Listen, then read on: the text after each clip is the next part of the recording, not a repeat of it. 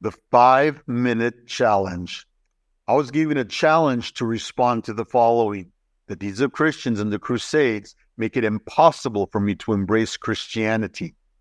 But you only have 5 minutes. There were rules for this challenge. Number 1, 5 minutes will only allow a brief coverage of the subject.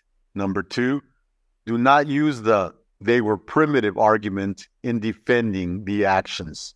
Number 3, be historical, but be brief. Number 4, Joe on the street must be able to understand what you say. I only ask the following. Number 1, understand that 5 minutes is too short an amount of time to do justice to all the ins and outs of these events. Number 2, have an open mind in spite of what you have been taught in schools and heard online. Number 3, do not let your modern sensibilities get in the way of understanding what went on back then. Number 4, remember, Christians are humans too. Just because a person says they are a Christian does not make them one. The 5-minute challenge starts now. The Christian world before 610. What was the Roman Empire at its height became the Christianized world. Notice how the area in the circle was Christianized.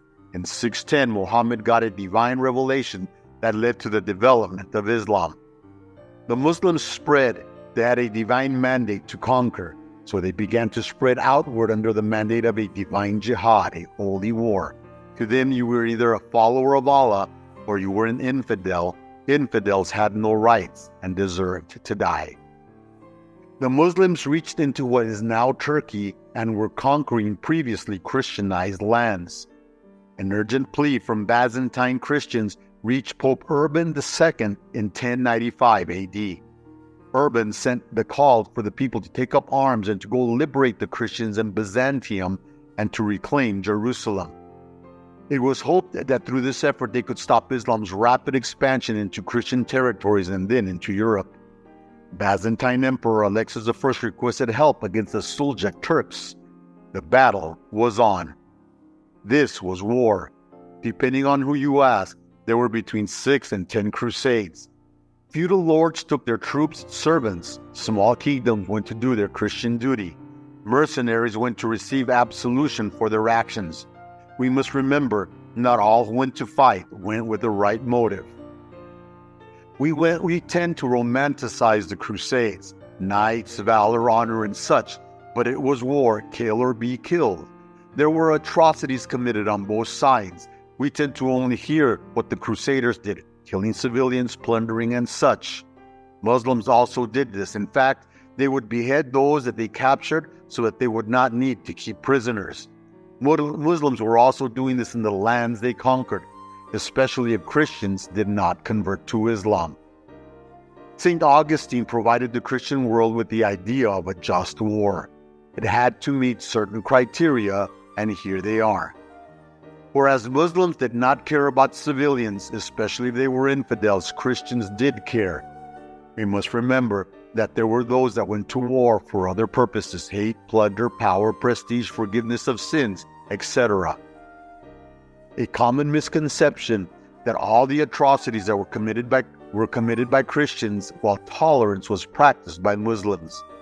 Christians did kill Muslims and Jews when they took Jerusalem and laid siege to Constantinople, but Muslims beheaded and outright killed many Christians and Jews when they conquered. Both groups committed terrible atrocities, had political intrigue and internal strife. It was war. The Muslims had been waging this war for almost 400 years before Urban sent the Crusaders. Norman Housley of the University of Leicester in his 2007 paper applies 21st century political correctness to his interpretation of the Crusades. This is not uncommon today. He blames crusading as the reason for the deterioration of relations between Christianity and Islam.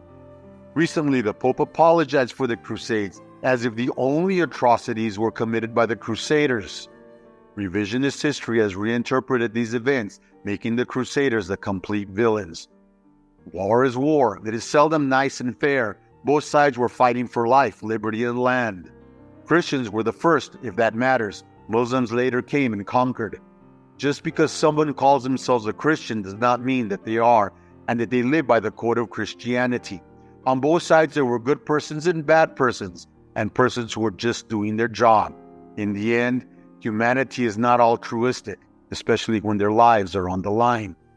It was a man, a flawed man, Urban II, who called for the Crusades. It was a feudal society where kings and lords ruled. Under them, knights, vassals, servants, etc. followed their leaders. It was a feudal code.